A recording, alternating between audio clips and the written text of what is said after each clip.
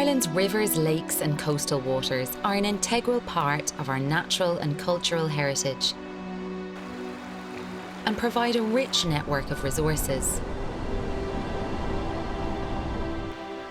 Their beauty and bounty have sustained people and wildlife for millennia. However, with our population growing and economic development expanding, this all increases the pressure on our water system. Even now, Ireland's creaking old water system struggles badly when the rains stop.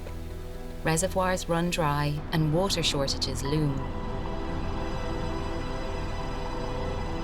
Over the coming decades, drought is likely to become more frequent as human-driven climate change will expose our natural vulnerabilities. So how do we ensure the sustainability of this vital resource?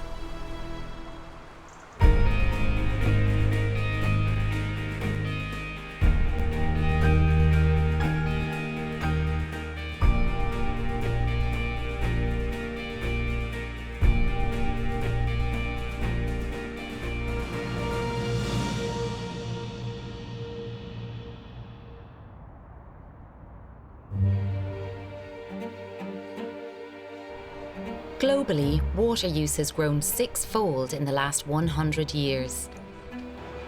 Since 2020, water has become a traded commodity on the world's stock markets, just like oil and gold. This natural resource is quickly becoming a very scarce commodity. Climate change is projected to increase the number of water-stressed regions, but also to exacerbate shortages in existing stressed areas. Over 2.3 billion people around the world live in water-scarce areas. There is speculation that water could be the focus of major geopolitical conflicts in the 21st century. In 2018, Cape Town became the focus for the world's water crisis. The city has entered a phase where it is anticipated the real possibility of Day Zero. April 11th became known as Day Zero, as the people of Cape Town faced the nightmare scenario of the public water supply being shut off because the city's water reservoirs ran dry. So with growing concerns worldwide about water scarcity, how sustainable is our fresh water supply?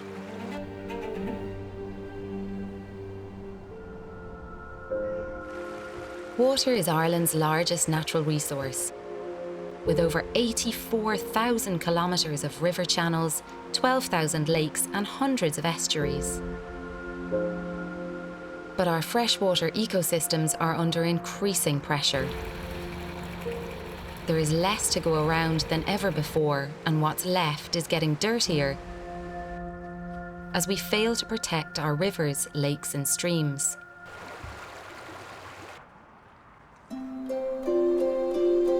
Ireland's drinking water starts with our natural water system. And I'm here in Kilkenny with the Geological Survey Ireland as they are surveying and monitoring our natural water resource. So where does our drinking water in Ireland come from? It comes from rivers, it comes from lakes, and it comes from groundwater. And what's the difference between groundwater and surface water? Surface water would be rivers, reservoirs, lakes, and groundwater is water that's stored underneath the ground, so in the rocks underneath our feet. The source of water is, naturally it's from rainfall. It's not something we control. We can only deal with the water resources that we have, and if those are changing or threatened, then we need to adapt to make our water supply more resilient. What are we going to learn from doing this today? So we're going to understand the pathway that the water is taking. So the water is sinking into the ground, it's going to become groundwater, and we want to know where that water is going to, so we can understand the pathway of the system, understand how quickly it's moving, and understand the catchment to the spring then. Ooh, that looks pretty toxic. Is it safe? Yeah, it's called sodium fluorescein, so it's a salt and it's in solution, and it's just a colour.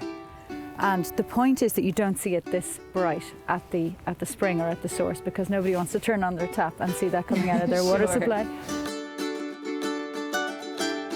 Dye tracing is one of the most important tools for understanding underground aquifers and the flow of water through them so that any contamination can be investigated and protective measures implemented. So this is the forest spring. So hopefully we'll be able to detect the dye here that we put in a few days ago. So what have you got here, Caoimhe? So here we found quite high concentrations of the dye. It's saying there's 174 parts per billion. So that's how we know that this is connected to the swallowhole. Okay. And so what kind of threats might there be to the quality of the water? So it's the agricultural practices, forestry, if there's any industry, that kind of thing could produce chemicals that could end up being washed into the spring itself. Katie, we tend to think of our water supply here in Ireland as being pretty abundant, probably because of all the rainfall. Is it actually a bit more vulnerable? Yeah, I think in general, in a global context, we're very lucky in Ireland, but I think things like climate change are really starting to change that. The predictions are that we'll have warmer, wetter winters, drier, hotter summers, and that there'll be more extreme events. There may be some people that kind of think, well, a hotter summer with less rain, hurrah. But it's not as simple then as just making up for the rainfall in the winter time, in the wetter months, is it? You know, the sort of annual average might not change that much, but the seasonal variation will be really important when it comes to managing that water supply. One of the roles that Geological Survey has is trying to understand the resource better and to understand how those changes are going to impact us. It's really surprising the amount of work that goes into increasing our understanding of the catchment, as well as monitoring the pressures on our natural water system. And this is all before a single drop is extracted. So next, I'm heading back downstream to learn about the vast engineered water system that treats and distributes this water to our homes and businesses. Engineers Ireland has been calling for investment in this water infrastructure for many years. Caroline, could you tell me a bit about the water infrastructure that we have in Ireland at the moment? If you think about this, having a safe drinking water supply is so integral to making sure that our housing development needs are addressed. It's integral to making sure that industry thrives. It's integral to making sure that we have high levels of public health. So people need to understand the connections between investment in water and wastewater treatment. When we're thinking about the scale of the challenge that faces Irish water, what are we talking about? Well, you know, we have a big legacy issue here because for decades there was insufficient investment in our water system. You know, it is trying to deal with Victorian level infrastructure in some instances. That leads on to another issue, which is the level of leakage that's in the system. Engineers Ireland looked at this in our State of Ireland report. We would say they've done a lot of work to try and bring down the level of leaks. I think it's about 40% at this stage. It really needs to come down lower than that.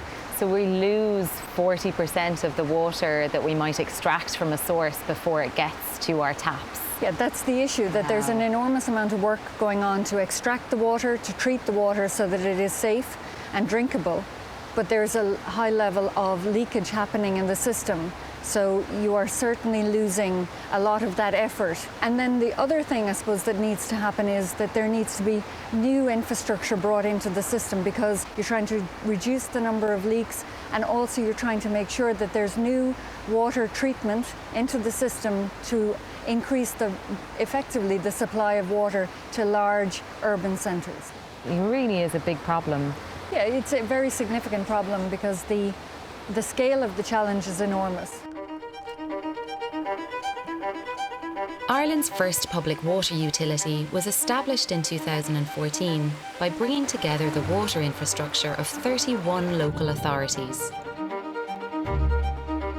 Irish Water treats 1.7 billion litres of drinking water and 1.2 billion litres of wastewater every single day via a network of treatment plants, pumping stations, reservoirs, and over 88,000 kilometres of water mains and sewer pipes. But the most recent assessment of the Irish water system found that 1.1 million people are served by treatment plants that are at risk of failure. In 2019, more than 700,000 people across the state were affected by boil water notices and water restriction. But first, I want to know about the 40% of water that is lost through leaks. So Tom, we have 40% leakage in our water system at the moment. It's hardly a first world system. Well, it's an improvement on where we were, but it's still not where we want to be.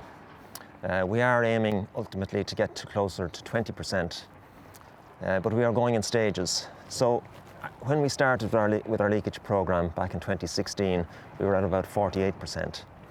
And our interim target was for the end of this year was to achieve 38%, and we are going to achieve that target. So how long are we talking before you can reduce the rate of leakage from where it's at the moment, around 38%, down to the target of 20%? That really is a period of decades, frankly. Every percentage that we achieve is a big step forward, and it's more difficult than the previous percentage. We do have big areas of our network that are very difficult to isolate, like city centre areas. It's very difficult to be precise because so many of the old pipes, they weren't mapped properly. There may be cross connections underneath houses and so on. On top of that, of course, one of the challenges with pipelines is that, as you'll see, you can't lay the entire pipeline in a single string, so they have to be jointed. And of course, we have a lot of joints in our pipelines. We have about 12 million joints on the pipelines around the country. 12 million joints.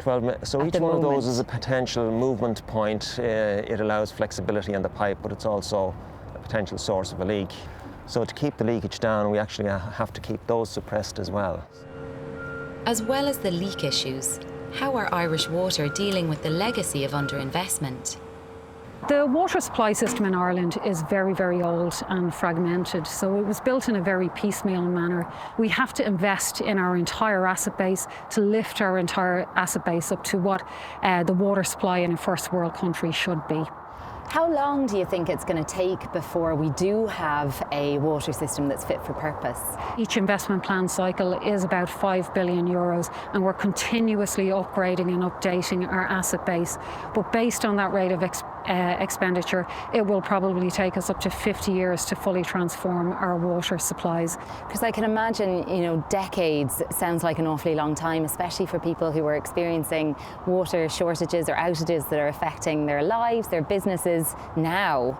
What would you say to them? I would say to them, we're trying to deal with the critical issues first. So issues where we have boil water notices across our supplies, for instance. From 2014, when Irish Water took over, we've removed about 150,000 population off long-term boil water notices. So we will keep with those activities. We will be trying to prioritise our actions, bring on new water supplies as quickly as we can, secure the water supplies we have, but it will take us a long period of time to transform the entire asset base. Ireland's national water services are under severe stress, and it's going to take time to get to the standard required by a modern society. But with so much dependence on our water system right now, is there anything we could do to make it more resilient?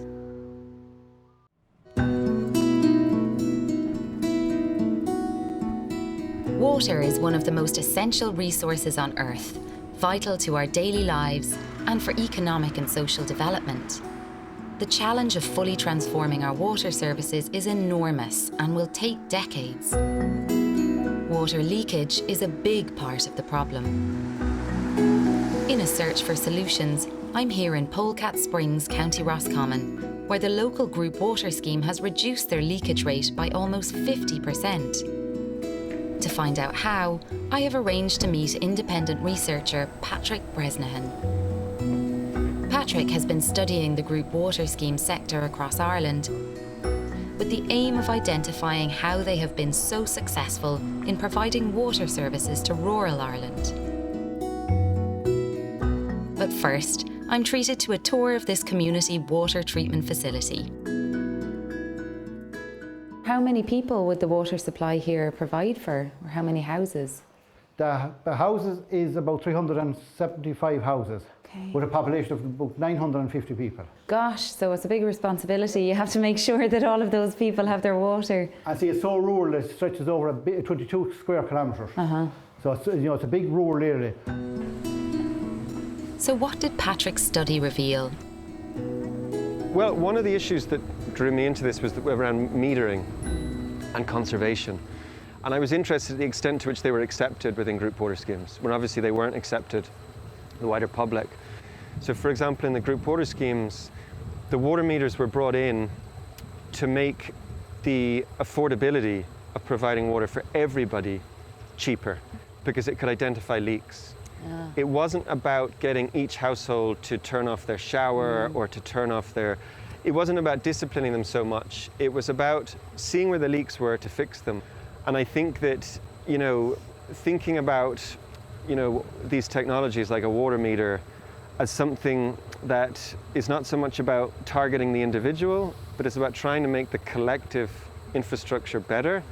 It's almost like we've become frightened of water meters, like they're somehow going to invade on our rights to have access to water, or they're going to be used against us in some way, whereas actually they can be something that's really beneficial to help us conserve it. It can be, but I think that's the exact thing, is that if you look around the world where meters are brought in, in South Africa, water meters have been used to cut off access to people. But if you look at how meters work on a group water scheme, that's not how they function. A lot of it is about the trust that people have and the extent to which people think that the service provider is really looking out for the interests of the people and the environment. And that, that's obviously an important piece of it. Meters play such a vital role in making group water schemes very efficient water providers.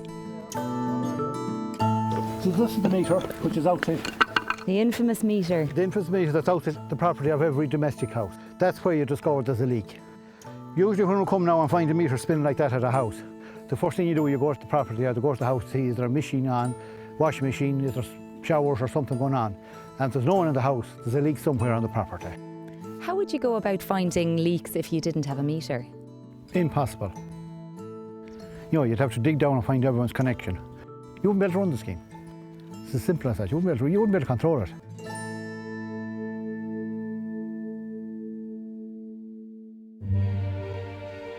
But meters are problematic because we as a nation have developed a deep aversion to water meters, as they have become a symbol of water charges.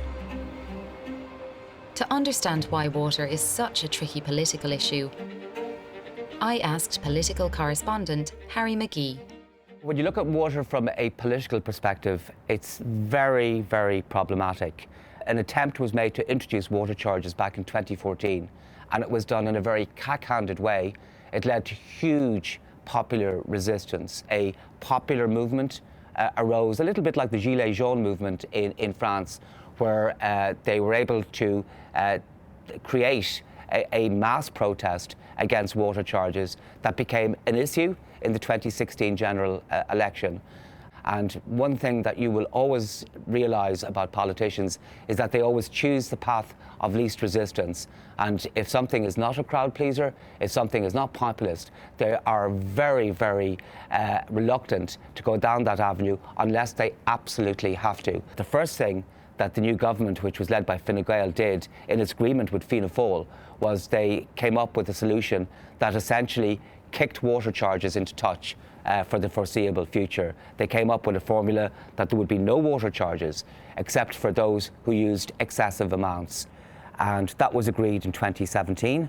And to my mind, there's no chance that any of these things are going to happen into the foreseeable future. So it's like the conservation of one of the things that keeps us alive has become so mixed up with maybe anti-austerity politics and a more populist movement that it stopped being a priority.